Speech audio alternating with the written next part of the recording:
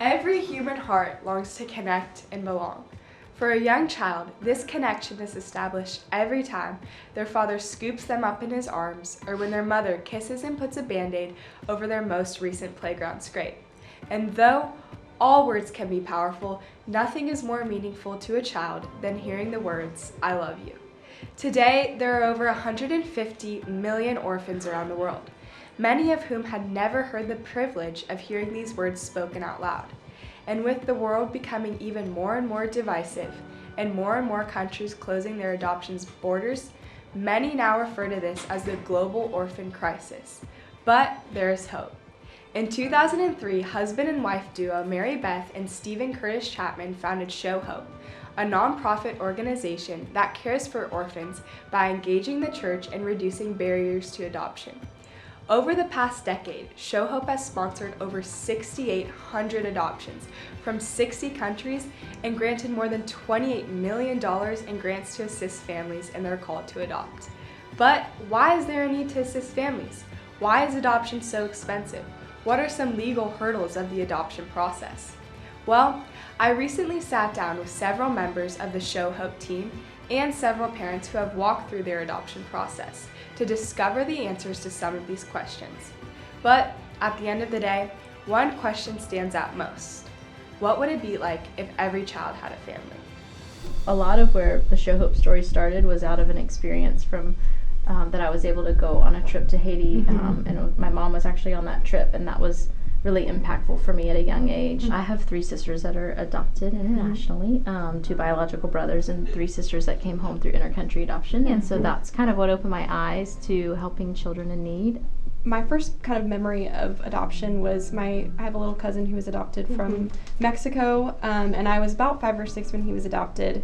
And I just remember thinking, like, that is the coolest thing. Like, I would love to adopt one day. And so that was something that was always kind of on my radar and on my heart. I think one of the biggest barriers, which is where Show Hope first began, is the financial barrier. So it can be so daunting for a family. I think the statistic is like over 50% of families consider adopting at some point, but finances is usually the first, kind of the first thing that comes up. The process can be anywhere $25,000 to $50,000 just to complete the process, and we know a lot of the kiddos that are coming home, particularly through intercountry adoption, now have significant medical needs, and so even just kind of getting over that financial barrier to complete the process, then looking at therapies and surgeries that may be needed once they're home, that deters a lot of families from the process. So that's where Show Hope began, to help with financial grants for families that are in the adoption process. So we actually have a student initiative called Pause Campaign that's designed to connect students with different ways to get involved in orphan care. Pause Campaign is a week-long break from social media for high school student groups where they step away from their phones for the week, take a break from social media, and they focus on some devotional content that we provide. It's a 7-day devotional where they learn about the work of Show Hope, the mission of Show Hope, and how as students they can get involved in orphan care. And those ways are fundraising is a big one. So Show Hope provides adoption aid grants for families who are in the process of adopting to help alleviate hopefully some of that cost. We kind of have a whole curriculum written and ask that students take a week kind of fasting from whatever media you're consuming, if that's social media or Netflix or whatever, and just be intentional to engage in the relationships of those people that are around you, family, friends, because so many of these kiddos that we're advocating for don't just have that natural network of relationships and advocacy and protection that so many of us take for granted, and we're so distracted from that. Adoption is not